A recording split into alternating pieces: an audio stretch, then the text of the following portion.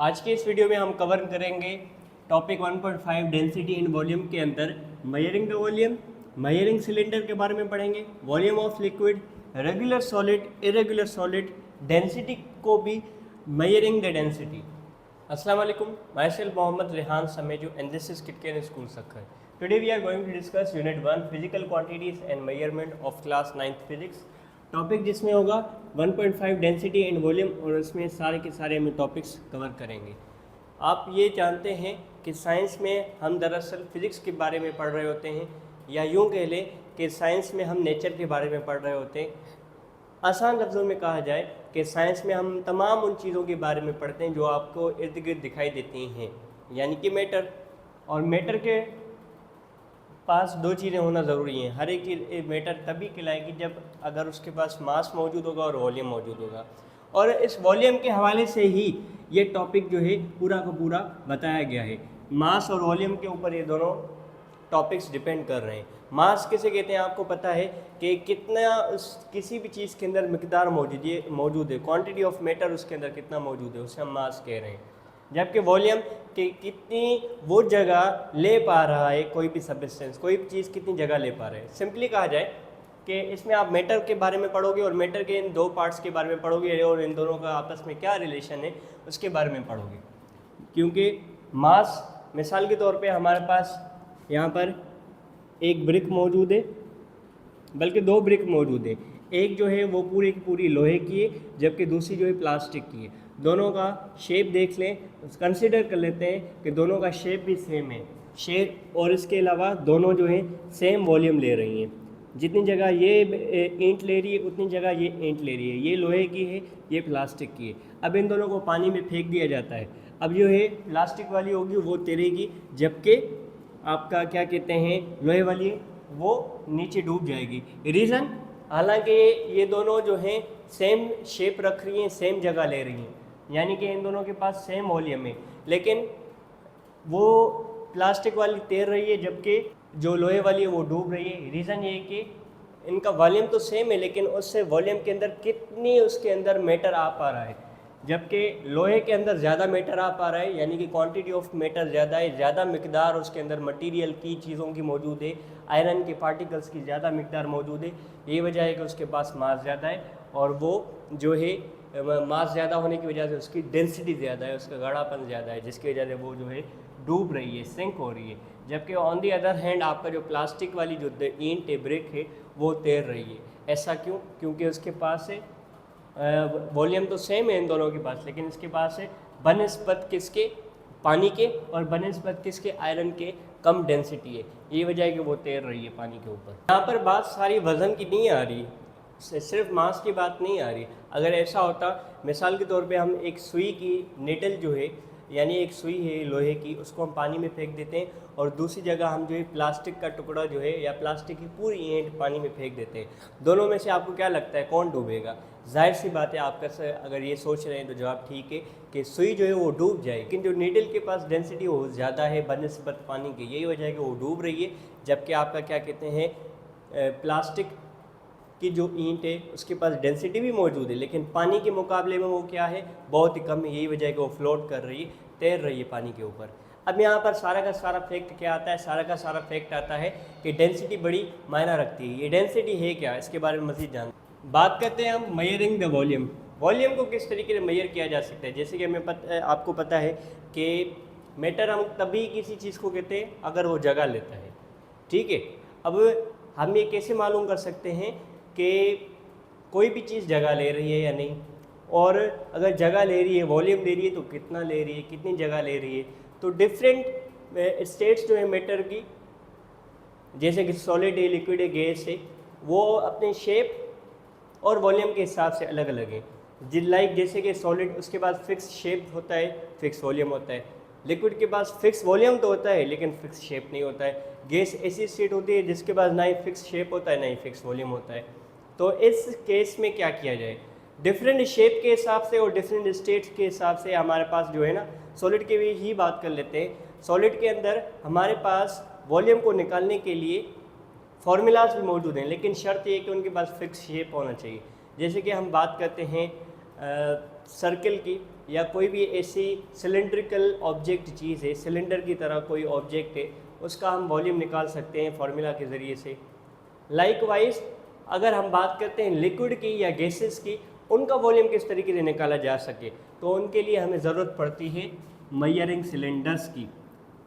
किसकी ज़रूरत पड़ती है?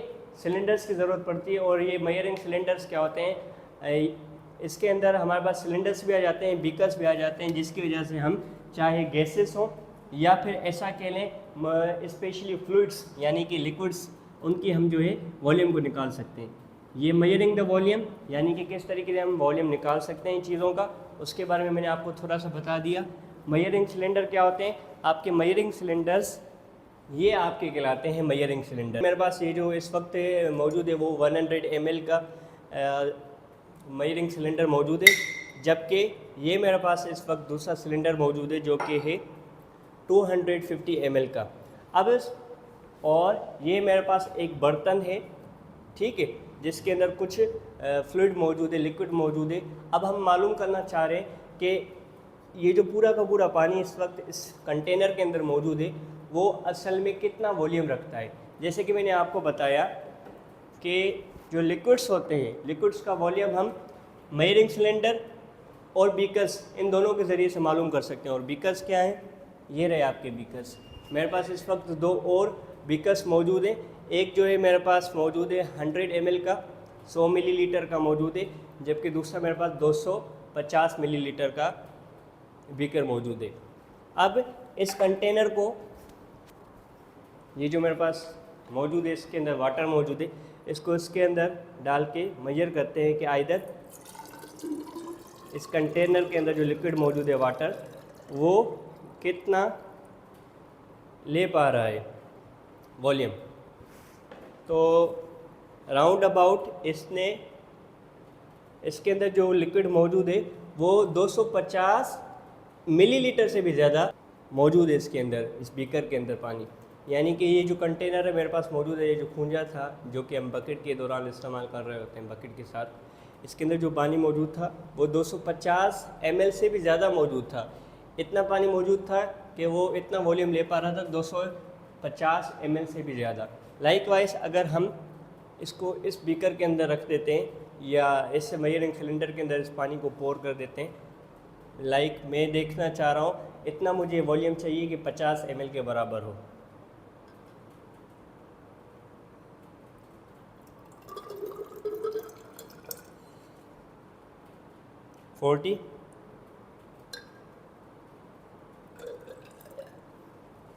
ये हो गया हमारे पास 55 ml, ठीक है। 55 ml का मेरे पास इस वक्त जो है फ्लूइड मौजूद है, पानी मौजूद है। इतना पानी मौजूद है कि इसके पास जो वॉल्यूम है वो 55 ml 55 मिलीलीटर का वॉल्यूम मौजूद है इसके पास। और ये दरअसल जो मैंने आपको इस वक्त एक्टिविटी करके दिखाई, इसका मकसद ये था ताकि हम एक तो समझ सकें कि हम क्या कर रहे हैं, हम वॉल्यूम को मेजर करना सीख रहे हैं, मेजरिंग द वॉल्यूम, हम वॉल्यूम को मेजर कर रहे हैं। सेकेंडली मेजरिंग सिलेंडर, ये रहा मेजरिंग सिलेंडर जिसकी वजह से हम ये सारा कुछ लिक्विड का वॉल्यूम फाइंड कर पा रहे हैं। रीज़न बात करते हैं इसके बारे में, आपको थोड़ा मैं बता दूं कि मेजरिंग सिलेंडर होता क्या है। ये दरअसल एक किस्म का इंस्ट्रूमेंट समझ लें, औजार समझ लें, जो कि ग्लास का भी हो सकता है या प्लास्टिक का भी हो सकता है। और इसकी जो रीडिंग्स होती हैं वो या तो मिलीमीटर्स में ml के अंदर होती हैं, यानी कि मिलीलीटर्स में होती हैं, या तो क्यूबिक मीटर्स के अंदर इसका वॉल्यूम जो है दिया जाता है। जैसे कि इस वक्त इसके अंदर मिलीलीटर में दिया गया है। और फाइंड करने का तरीका, आप किसी भी लिक्विड को इससे मेजरिंग सिलेंडर के अंदर पोर करेंगे, यानी कि एंटर करेंगे, डालेंगे, फिर क्या होगा, आप इसकी मेनिस्कस, ये कहलाती है मेनिस्कस, वो पॉइंट आपको जहाँ तक आप ये इसका जो है वो पॉइंट आ गया जहाँ पर आपने अपनी आई कांटेक्ट को मेंटेन करना है और फाइंड करना है, इसका मेनिस्कस चेक करना है। मेनिस्कस यानी कि वो पॉइंट जो लाइन इस मेजरिंग सिलेंडर की ग्रेजुएटेड लाइन के साथ मिल रही है, इसकी रीडिंग यहाँ से काउंट कर लेनी है। इस तरीके से आप जो है वॉल्यूम निकाल सकते हैं किसी भी लिक्विड का। इसमें हमने जो है वॉल्यूम ऑफ अ लिक्विड को भी कवर कर लिया। अभी जो मैंने आपको बताया इसके अंदर हमने लिक्विड का किस तरीके से वॉल्यूम निकाला जाता है, जैसे कि मैंने आपको पूरी एक्टिविटी में ये करके दिखाया कि वॉल्यूम को किस तरीके से मेजर किया जाता है? With the help of measuring cylinder. Measuring cylinder से हमने क्या निकाला? लिक्विड का वॉल्यूम निकाला। बात करते हैं, कुछ हमारे पास रेगुलर सॉलिड्स होते हैं और कुछ इरेगुलर सॉलिड होते हैं। सॉलिड यानी कि स्टेट ऑफ मैटर, और इरेगुलर सॉलिड इस किस्म का जिनका कोई स्पेसिफिक शेप नहीं होता। उसके ऊपर भी मैं आपको एक्सपेरिमेंट करके दिखा रहा हूँ। बात करते हैं रेगुलर सॉलिड। रेगुलर सॉलिड, दरअसल रेगुलर सॉलिड के अंदर ऐसे स्टेट आ जाती है मैटर की जिसके पास फिक्स शेप मौजूद होते हैं। लाइक हमारे पास स्फीयर हो गया, फुटबॉल हो गया, ठीक है। फुटबॉल का आप वॉल्यूम निकाल सकते हैं इस फॉर्मूले के ज़रिए से। वो क्या है? आपने 4/3 वैसा का वैसा लिखना है। फॉर्मूला क्या है? 4/3 multiply by pi multiply by r square, r cube sorry. ये इसका मतलब क्या है? इसका मतलब ये कि आपने सबसे पहले 4/3 को लिख देना है, फिर उसको मल्टीप्लाई करना है पाई के साथ। पाई की जो वैल्यू होती है वो दरअसल होती है 22/7। तो यानी कि आप 4/3 को मल्टीप्लाई करेंगे 22/7 के साथ। रेडियस निकालना पड़ेगा। रेडियस क्या होता है? सपोज कर लेते हैं ये आपका फुटबॉल है, इसका आप हाफ निकालेंगे, इसका डायमीटर कहलाता है। इस हाफ का जो हाफ होगा यानी कि ये हिस्सा, ये आपका कहलाता है रेडियस, ये वाला पूरा हिस्सा। इस रेडियस की आप क्या निकाल लेंगे? मेजरमेंट निकाल लेंगे, ठीक है। जो आपके पास वैल्यू आ जाएगी उसको फिर मल्टीप्लाई, उसको आप क्या करेंगे? क्यूब करेंगे। सपोज कर लेते हैं यहाँ पे आता है 0.5 आता है, तो 0.5 का आप क्यूब करेंगे। 0.5 का क्यूब मतलब 0.5 को 3 टाइम्स लिखेंगे। 0.5 0.5 0.5। ये जो है मैं मिसाल के तौर पर आपको वैल्यूज़ दे रहा हूँ, आप मज़ीद इसको दोबारा से रिकेप कर सकते हैं, देख सकते हैं। इस तरीके से जो है हम किसी भी स्फीयर का जो कि रेगुलर सॉलिड के अंदर आ जाता है, हम वॉल्यूम निकाल सकते हैं। दोबारा बता देता हूँ, 4/3 multiply by pi multiply by r cube. जबकि आपके पास अगर कोई रेक्टेंगुलर ब्लॉक है, यानी कि कोई ऐसी मैटर की स्टेट या ऐसा रेगुलर सॉलिड जिसके पास फिक्स शेप है, रेक्टेंगुलर शेप है, तो उसके अंदर हम किस तरीके से कर सकते हैं? सबसे पहले तो उसकी लेंथ निकालनी है। लाइक ये जो कॉपी है इसकी लेंथ हमने मालूम कर ली, हो गया। इसको फिर मल्टीप्लाई करेंगे विड्थ के साथ, इसकी चौड़ाई के साथ। फिर आ गई ये लेंथ, ये इसकी विड्थ, और हाइट को फिर जो है हम उसकी हाइट के साथ उसको मेजर करेंगे। इन तीनों क्वांटिटीज़ को या इन तीनों डायमेंशंस को जब हम मल्टीप्लाई करेंगे आपस में, तो इस तरीके से हम वॉल्यूम निकाल सकते हैं किसी रेक्टेंगुलर ऑब्जेक्ट का। बात करते हैं सिलेंड्रिकल ऑब्जेक्ट। आपने सिलेंडर्स देखे होंगे जिसके अंदर गैस को फिल किया जाता है। इस तरीके का कोई अगर ऑब्जेक्ट हमारे पास है तो उसका किस तरीके से वॉल्यूम निकाला जा सकता है रेगुलर सॉलिड वाली कैटेगरी के अंदर। सबसे पहले पाई की वैल्यू लिखेंगे जो कि 22/7, इसको मल्टीप्लाई करेंगे इसके रेडियस के स्क्वायर के साथ। जाहिर सी बात है, सिलेंडर, ये सपोज कर लेते हैं हमारे पास सिलेंडर है, ये सिलेंडर का हम क्या करेंगे? रेडियस निकालेंगे। रेडियस निकालने के बाद जो कि हाफ वैल्यू बनती है, रेडियस की जो वैल्यू होगी उसका हम स्क्वायर निकालेंगे। उसको स्क्वायर निकालने के बाद उसको मल्टीप्लाई करेंगे पाई की वैल्यू के साथ। फिर उसकी हाइट जितनी होगी, सपोज कर लेते हैं इसकी हाइट जो है वो 1 मीटर है, तो 1 मीटर की जो हाइट होगी उसको मल्टीप्लाई करेंगे इस पूरी वैल्यू के साथ, यानी कि पाई multiply by radius square into height. इस तरीके से हम रेगुलर सॉलिड्स के वॉल्यूम को फाइंड कर सकते हैं। जबकि हम बात करते हैं इरेगुलर सॉलिड की, वो किस तरीके से किया जा सकता है। अब हम बात करते हैं इरेगुलर सॉलिड की। इरेगुलर सॉलिड को किस तरीके से, इरेगुलर सॉलिड का किस तरीके से हम जो है वॉल्यूम निकाल सकते हैं। सबसे पहले इरेगुलर सॉलिड तो आप देख लें, इरेगुलर सॉलिड होते क्या हैं। ये दरअसल होती सॉलिड की ही स्टेट है, लेकिन इसका कोई फिक्स शेप नहीं होता। जैसे कि ये स्टोन्स आप देख लें जो कि सजावट के लिए हम लगा रहे होते हैं गुलदस्तान के अंदर, तो ये आप देख सकते हैं इस वक्त मेरे पास इरेगुलर सॉलिड्स कुछ मौजूद हैं। अगर हम मालूम करना चाह रहे हैं कि ये दरअसल कितनी जगह लेते हैं, कितना इनके पास वॉल्यूम मौजूद होता है, वो किस तरीके से निकाल सकते हैं, तो उसके लिए हमें मेजरिंग सिलेंडर की ज़रूरत पड़ेगी। मेजरिंग सिलेंडर में सबसे पहले हमने क्या करना है, इसमें कैलकुलेटेड पहले से ही वॉल्यूम रखना है लिक्विड का। इसमें अराउंड 60 ml का पानी फिल कर लिया है। आप भी देख सकते हैं इसकी रीडिंग को,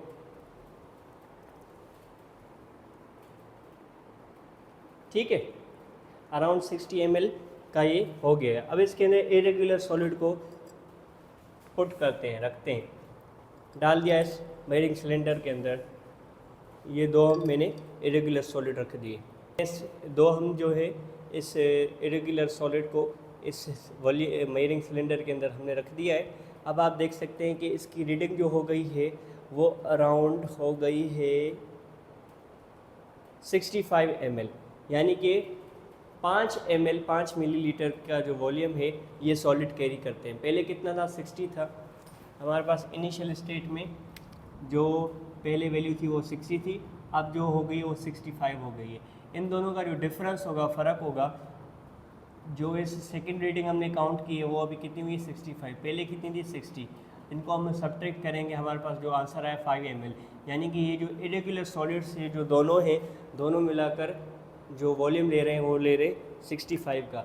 आपने पहले भी अगर नोट डाउन किया हो, मैंने आपको रीडिंग दिखाई दी जो कि 60 के अराउंड बन रही थी, और इस वक्त आप देख सकते हैं रीडिंग इसकी कितनी बन रही है, 65 बन रही है। यानी कि ये जो इरेगुलर सॉलिड है ये 5 ml का वॉल्यूम कैरी करता है, रखता है।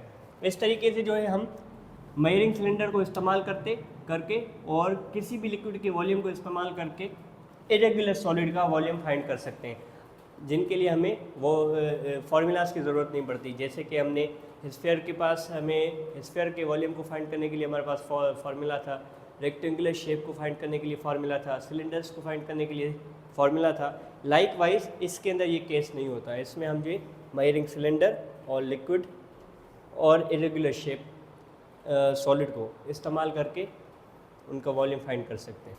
अब हम बात करते हैं टॉपिक डेंसिटी की, गाढ़ापन। डेंसिटी है क्या? जैसे मैंने स्टार्ट में बताया कि मैटर के रिलेशनशिप के बारे में आप पढ़ोगे, डेंसिटी और वॉल्यूम को अगर समझना चाह रहे हैं तो। मैटर था क्या? हर एक ऐसी चीज़ जो मास रखे और वॉल्यूम भी रखे, इसके पास मास भी हो और वॉल्यूम भी हो। मिसाल के तौर पे अगर आपको किसी भी चीज़ के भी सपोज कर लेते हैं गोल्ड, सोने की बात करते हैं, अगर आपको उसका मास पता है, कितनी मिकदार आपके पास मौजूद है और वो कितनी जगह ले रहा है, तो वो आप उसका गाढ़ापन भी मालूम कर सकते हो। यानी कि ये जो पी लेटर है, ये पी नहीं है, इसको हम, ये ग्रीक लेटर है रो, इसको भी मालूम कर सकते हैं, डेंसिटी को भी मालूम कर सकते हैं। डेंसिटी डिपेंड करती है उसके, अगर इनकेस वो प्योर सब्सटेंस है तो वो डिपेंड करती है टोटल उसके मास और वॉल्यूम पर। उसके पास कितना मास है, कितना वॉल्यूम है, उस पर डिपेंड नहीं करती। सपोज़ कर लेते हैं कि मैं समंदर के अंदर एक सोने की ईंट को और एक प्लास्टिक की ईंट को, दोनों को पानी में फेंक देता हूँ, आपको क्या लगता है कौन सी गिरेगी? सबसे पहले जाहिर सी बात है सोने की जो ईंट है वो सबसे पहले पानी के अंदर गिरेगी, और जबकि प्लास्टिक की जो ईंट होगी वो तैरेगी उसी सरफेस के ऊपर, वाटर के सरफेस के ऊपर। आपको लग रहा होगा कि वज़न की वजह से हो रहा है, नहीं, ऐसा बिल्कुल भी नहीं है। अब बात करते हैं, मिसाल के तौर पे मैं छोटा सा स्टोन ले लेता हूँ गोल्ड का, वो तो वो बड़ी सी ईंट थी तभी आपको लग रहा है कि वो गिर गई है नीचे, लेकिन ऐसा नहीं है। अब मैं छोटा सा पत्थर लेता हूँ और प्लास्टिक की जो है 40 से 50 किलो की बड़ी सी ईंट बनवाकर इमेजिनेशन के लिए उसको पानी में फेंक देते हैं। अब आपको क्या लगता है सर, कौन गिरेगा और कौन तैरेगा? वही बात है, जो प्लास्टिक वाली 40 किलो की जो ईंट हमने बनवाई है वो पानी में तैर रही होगी, जबकि आपका जो स्टोन होगा, गोल्ड स्टोन, सोने का जो पत्थर होगा, वो नीचे डूब चुका होगा। अब यहाँ पर उसका साइज़ भी ना ही डिपेंड कर रहा है, ना ही उसका वॉल्यूम डिपेंड कर रहा है, डिपेंड कर रहा है उसकी नेचर, जो कि डेंसिटी कहला रही है, जो कि उसकी प्रॉपर्टी डेंसिटी कहला रही है। मैटर की वो प्रॉपर्टी डेंसिटी कहला रही है, जिसकी वजह से ही वो पानी के मुकाबले में ज़्यादा डेंसर है और डूब पा रहा है, जबकि वो प्लास्टिक जो कि पानी के मुकाबले में भी कम डेंसिटी रखता है और गोल्ड के मुकाबले में भी कम डेंसिटी रखता है, ऊपर तैर रहा है। ठीक है, डेंसिटी को किस तरीके से मालूम किया जा सकता है? इस फॉर्मूले के ज़रिए से, अगर आपके पास उस मटेरियल का मास मौजूद है और वॉल्यूम भी आप जानते हैं, तब आप जो है उसको फाइंड कर सकते हैं। डेंसिटी को मालूम कर सकते हैं। इसी डेंसिटी के फार्मूले से हम मास को भी फाइंड कर सकते हैं। मास का फार्मूला भी एक तैयार हो जाता है कि मास को कैसे मालूम किया जा सकता है। अगर आपको किसी भी चीज़ की डेंसिटी मालूम हो और वॉल्यूम पता हो तो आप कैसे मालूम करेंगे कि उसके पास कितनी मिकदार मौजूद है, कितना मटेरियल उस चीज़ के अंदर मौजूद होगा, कितने पार्टिकल्स मौजूद होंगे, वो इस तरीके से फाइंड किया जा सकता है। जैसे कि मास का इंटरनेशनल स्टैंडर्ड यानी SI के अकॉर्डिंग उसका SI यूनिट क्या है, किलोग्राम है, और वॉल्यूम का क्या है, मीटर पर क्यूब है। तो डेंसिटी का भी जो यूनिट बनेगा वो बनेगा किलोग्राम पर मीटर क्यूब, या फिर इसको इस तरीके से भी लिखा जा सकता है kg मीटर क्यूब माइनस। ठीक है, ये यूनिट बन गया डेंसिटी का। हमारा डेंसिटी टॉपिक भी क्लियर हो गया। आई होप आपको ये टॉपिक समझ में आया होगा। और सबसे पहले तो आप ये ट्राई करें कि स्टार्ट से ही इस वीडियो को दोबारा से देखें अगर आपके डाउट्स क्लियर नहीं हो पा रहे। इनकेस अगर आपके मज़ीद डाउट्स हैं तो आप कमेंट बॉक्स में ज़रूर कमेंट कीजिए, आप सवाल कीजिए, मैं आपको ज़रूर उसका रिप्लाई दूंगा। Please do like, subscribe and share this video. जुड़े रहिए हमारे साथ। अल्लाह हाफ़िज़।